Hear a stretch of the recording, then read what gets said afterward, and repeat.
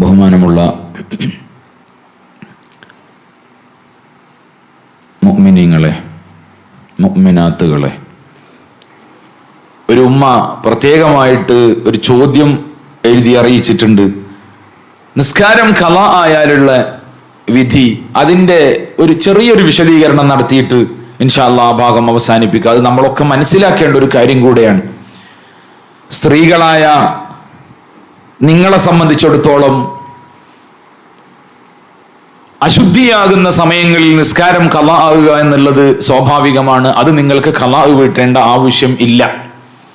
എന്നാൽ നോമ്പ് മാത്രമാണ് ഖളാ വീട്ടേണ്ടത്. ആ സമയത്ത് നഷ്ടപ്പെട്ട നോമ്പ്, അതൊക്കെ നമുക്കറിയാം.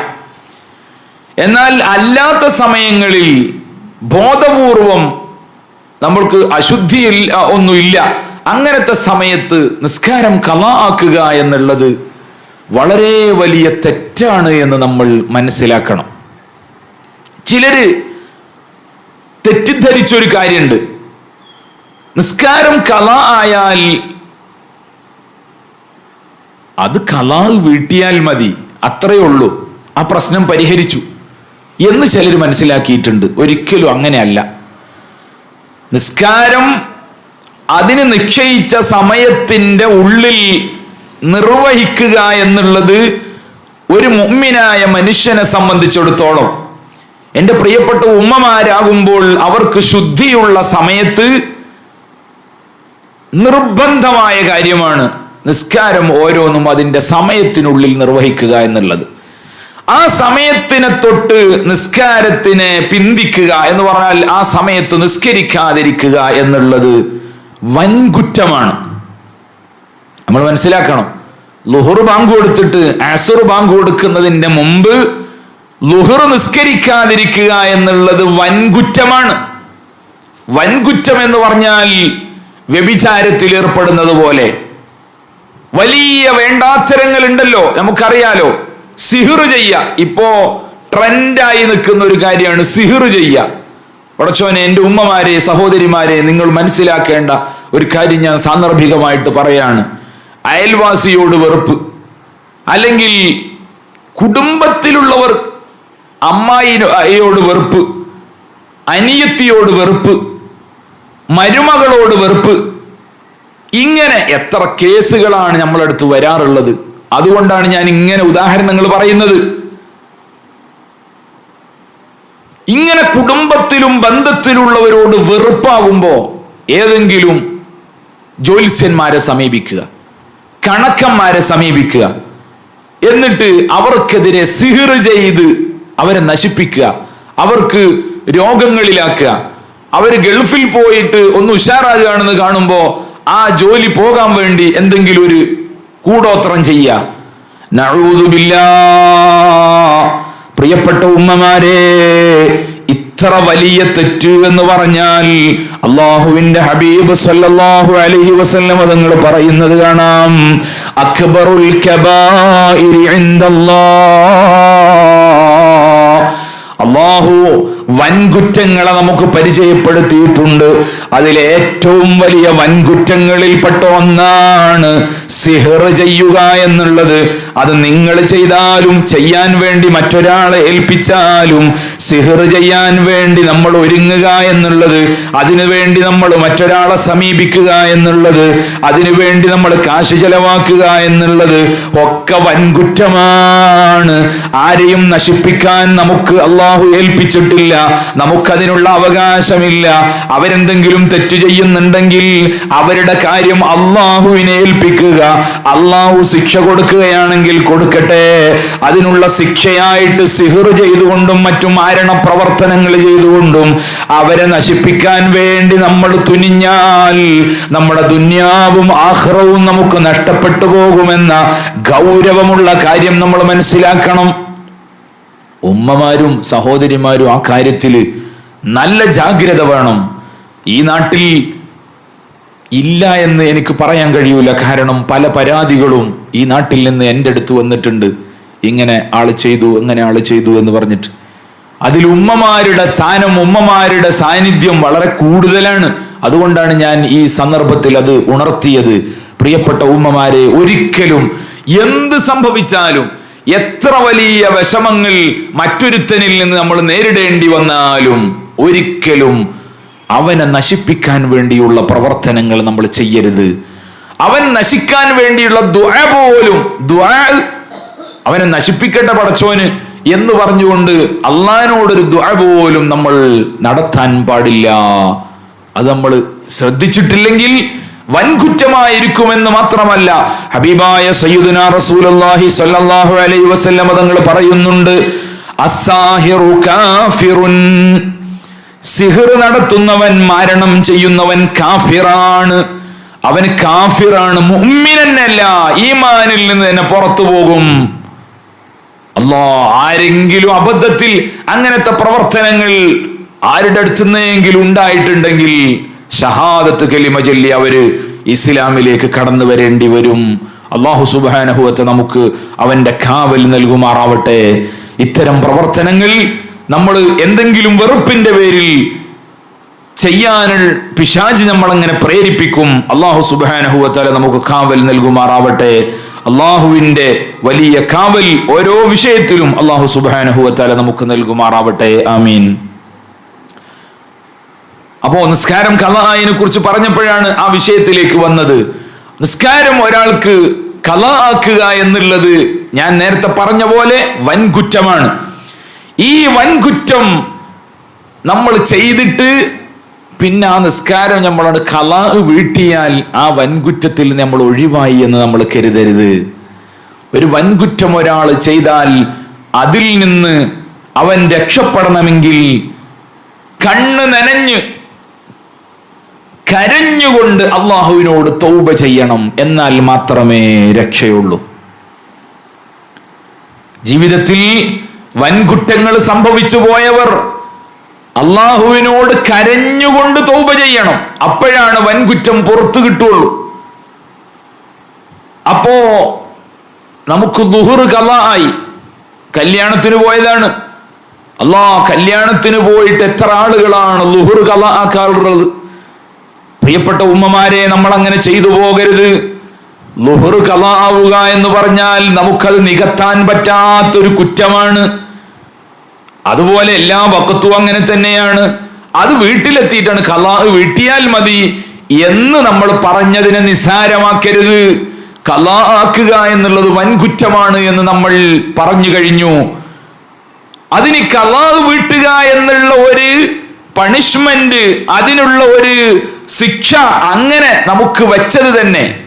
ഇപ്പോ ഒരാളടുത്തുനിന്ന് വ്യഭിചാരമുണ്ടായി, അള്ളാഹു നമ്മളെ കാക്കുമാറാവട്ടെ.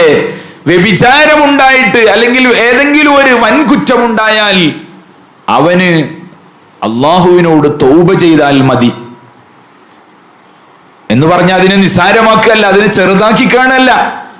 അങ്ങനെ ഒരു കുറ്റമുണ്ടായാൽ അള്ളാഹുവിനോട് തൗബ ചെയ്ത് കരഞ്ഞ് തൗബ ചെയ്താൽ അള്ളാഹു അത് കബൂലാക്കി അവൻ ആ കുറ്റത്തിൽ നിന്ന് ഒഴിവാക്കാനുള്ള സാധ്യതയാണ് കൂടുതലും ഉള്ളത്. എന്നാൽ നിസ്കാരം ഖളാ ആക്കുക എന്നുള്ള വൻകുറ്റം ചെയ്താൽ അവനത് അള്ളാഹിനോട് തൗബ ചെയ്തത് കൊണ്ട് മാത്രമായില്ല. അവിടെയാണ് ഇതിന്റെ ഗൗരവം കൂടുകയാണ്. തൗബ ചെയ്തത് കൊണ്ട് മാത്രമായില്ല, മറിച്ച് ഖളാ വീട്ടുക എന്നുള്ള ഒരു ശിക്ഷയും കൂടെ ഉണ്ട്. അപ്പൊ തൗബ ചെയ്യുകയും വേണം, ഖളാ വീട്ടുകയും വേണം. അപ്പൊ മറ്റു വൻകുറ്റങ്ങളെക്കാൾ വലിയ വൻകുറ്റമാണ് നിസ്കാരം ഒഴിവാക്കുക എന്ന് പറഞ്ഞ, ഖളാ ആക്കുക എന്ന് പറഞ്ഞ വൻകുറ്റം. ഇനി നിസ്കാരം എന്തോ അബദ്ധത്തിൽ ഉസ്താദെ കഴിഞ്ഞ കാലങ്ങളിൽ ഇത്രയും ഗൗരവം മനസ്സിലാക്കിയിട്ടില്ല, അതുകൊണ്ട് നിസ്കാരം ഒഴിവായി പോയി, അതിനെപ്പറ്റി എന്താണ് പറയാ? നിസ്കാരം ഖളാ ആയാൽ നമുക്കറിയണം, ഇപ്പൊ നമ്മൾ പറഞ്ഞത് തന്നെയാണ്, ഓരോ നിസ്കാരങ്ങളും ഖളാ വീട്ടുകയും അള്ളാഹിനോട് കരഞ്ഞുകൊണ്ട് തൗബ ചെയ്യുകയും വേണം. മനസ്സറിഞ്ഞ് മനസ്സിൽ തട്ടിയ തൗബ അള്ളാഹുവിനോട് ചെയ്യുകയും വേണം. അപ്പോഴാണ് ആ വലിയ ഉത്തരവാദിത്വത്തിൽ നിന്ന് നമ്മൾ രക്ഷപ്പെടുകയുള്ളൂ. ഖളാ ആയത് മറ്റൊരാൾക്ക് ഖളാ വീട്ടാൻ നിസ്കാരത്തിൽ യാതൊരു വകുപ്പും ഇല്ല. ഇപ്പോ നമ്മൾക്ക് ഹജ്ജ് ചെയ്യാൻ കഴിഞ്ഞില്ല എന്ന് വെക്കുക,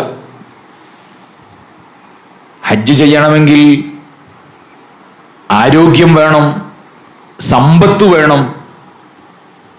അത് രണ്ടും ഉണ്ടായാലും നമ്മൾ പോകുന്ന വഴിയിൽ നമുക്ക് സുരക്ഷിതത്വം വേണം. പോകുന്ന വഴിയിൽ യുദ്ധം നടക്കുന്നുണ്ട്, എന്നാൽ നമുക്ക് ഹജ്ജ് നിർബന്ധമല്ല. അതുപോലെ കള്ളന്മാരും കൊള്ളക്കാരും നമ്മൾ ആക്രമിക്കും, അങ്ങനത്തെ ഒരു ഉറപ്പായ സാഹചര്യമുണ്ടെങ്കിൽ ഹജ്ജ് നിർബന്ധമല്ല. ഇങ്ങനെ കുറെ നിബന്ധനകൾ അതിനുണ്ടല്ലോ. ഏതായാലും ഹജ്ജ് ആ നിബന്ധനകളൊക്കെ ഒത്ത് ഒരാൾക്ക് ഹജ്ജ് നിർബന്ധമായിട്ട് ഹജ്ജ് ചെയ്യാൻ കഴിയാതെ ആള് മരിച്ചു പോയാൽ അവരുടെ ഹജ്ജ് മറ്റൊരാൾക്ക് ചെയ്യാൻ പറ്റും.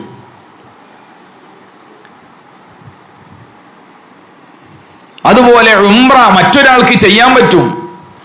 എന്നാൽ നിസ്കാരം ഖളാ ആയിക്കൊണ്ട് ഒരാൾ മരിച്ചുപോയാൽ ആ നിസ്കാരം മക്കൾക്ക് ഖളാ വീട്ടാൻ യാതൊരു വകുപ്പുമില്ല. അതാണ് പ്രിയപ്പെട്ട മുഅ്മിനീങ്ങളെ, ഇത് നമ്മുടെ സ്വന്തം ശരീരം കൊണ്ട് ചെയ്യേണ്ട ഇബാദത്തുകളിൽ വെച്ച് ഏറ്റവും പ്രധാനപ്പെട്ട ഇബാദത്താണ്. അതുകൊണ്ട് തന്നെ നമ്മളെ ജീവിതത്തിൽ തന്നെ വളരെ സൂക്ഷ്മതയോടുകൂടെ നമ്മൾ നിർവഹിക്കണം. കുന്നുകൂടാൻ നിൽക്കരുത്. ഖളാ കുറേ ഖളാ ആയി അങ്ങനെ ഖളാ ആക്കിക്കൊണ്ടിരിക്കുക തന്നെയാണ്. ഇത് നമ്മൾ ഒരിക്കലും ഖളാ വീട്ടി തീർക്കാൻ നമുക്ക് കഴിയൂല. അത്രയും വലിയ ഭാരമായി അത് മാറും. അതുകൊണ്ട് അങ്ങനെ നമ്മളെ ജീവിതത്തിൽ ഉണ്ടാകരുത്. നമ്മൾ ഓരോന്നും എവിടെയെങ്കിലും അബദ്ധത്തിൽ ഖളാ ആയാൽ പെട്ടെന്ന് തന്നെ അത് ഖളാ വീട്ടി അത് നികത്തിക്കൊണ്ടിരിക്കണം. ഇനി വർഷങ്ങൾ നിസ്കരിക്കാത്തവരുണ്ടെങ്കിൽ അവര് അതൊരു കണക്കെടുക്കണം.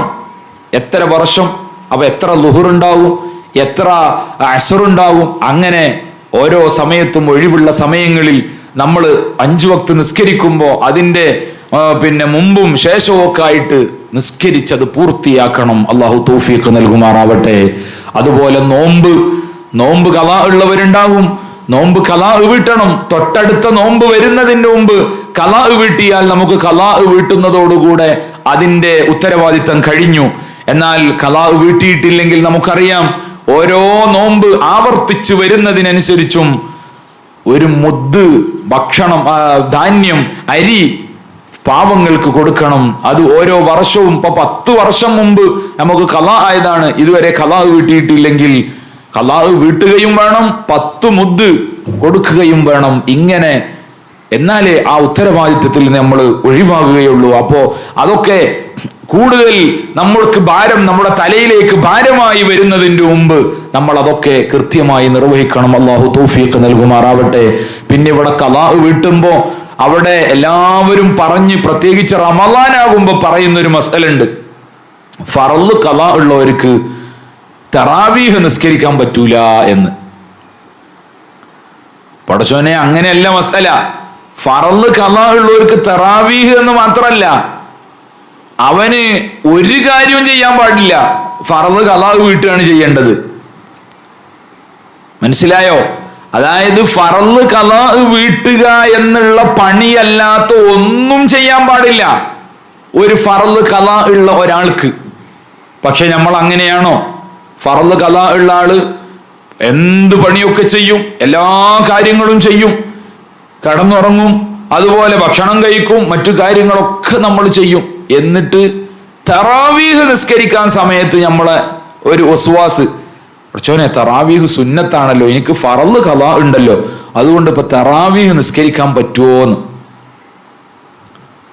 തറാവീഹ് നിസ്കരിക്കുന്ന സമയത്ത് നിന്നിട്ട് അപ്പൊ അതുകൊണ്ട് ഫർള് ഖളാ ഉണ്ടായതുകൊണ്ട് തറാവീഹ് നിസ്കരിക്കണില്ല എന്ന് പറഞ്ഞിട്ട് എന്താ ചെയ്യണത്? കിടന്നുറങ്ങുക. അങ്ങനെയല്ല, തറാവീഹ് നിസ്കരിക്കുന്ന സമയത്ത് ഫർള് ഖളാ വീട്ടണം. അതിനു വേണ്ടിയാണ് തറാവീഹ് നിസ്കരിക്കാൻ പാടില്ല എന്ന് പറഞ്ഞത്. ഇത് ഫർള് ഖളാ വീട്ടണമില്ല, തറാവീഹും ഇല്ല. അപ്പൊ അത് ശരിയല്ലല്ലോ. അതുകൊണ്ട് ഒരാൾക്ക് തറാവീഹ് നിസ്കരിക്കണമെന്നുണ്ട്. തറാവീഹ് നിസ്കരിക്കുകയാണെങ്കിൽ നിസ്കരിക്കും, ഫർള് ഖളാ വീട്ടല് നടക്കൂല. അങ്ങനെയാണെങ്കിൽ തറാവീഹ് നിസ്കരിക്കണം.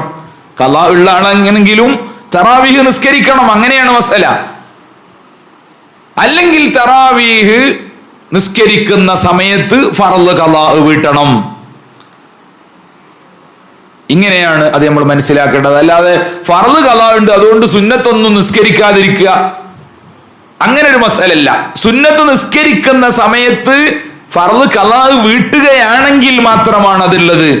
രണ്ടും നഷ്ടപ്പെടുത്തുന്ന രൂപം ഉണ്ടാകരുത്. അള്ളാഹു നമുക്ക് തൗഫീഖ് നൽകട്ടെ. ഇങ്ങനത്തെ അള്ളാഹുവുമായിട്ടുള്ള ബാധ്യതകൾ പ്രിയപ്പെട്ട മുഅ്മിനീങ്ങളെ നമ്മൾ അത് വെച്ചിരുന്നാൽ നമുക്ക് വലിയ അപകടം ആണ്. ആഖിറത്തിലെത്തുമ്പോ അള്ളാഹുവുമായിട്ടുള്ള ഇങ്ങനത്തെ കാര്യങ്ങളൊക്കെ നമ്മളോട് ചോദിക്കുന്ന സമയത്ത് കുറെ കടങ്ങൾ അള്ളാഹുവിന്റെ മുമ്പിൽ നമ്മൾ വീട്ടേണ്ട ഒരു സാഹചര്യം ഉണ്ടാകുമ്പോ നമ്മൾക്ക് അത് വലിയ ബുദ്ധിമുട്ടായി മാറും എന്ന് നമ്മൾ ആലോചിക്കണം. അല്ലാഹു സുബ്ഹാനഹു വ തആല നമുക്ക് എല്ലാ കാര്യങ്ങളും കൃത്യമായി നിർവഹിക്കാനുള്ള തൗഫീഖ് നൽകുമാറാവട്ടെ. ആമീൻ.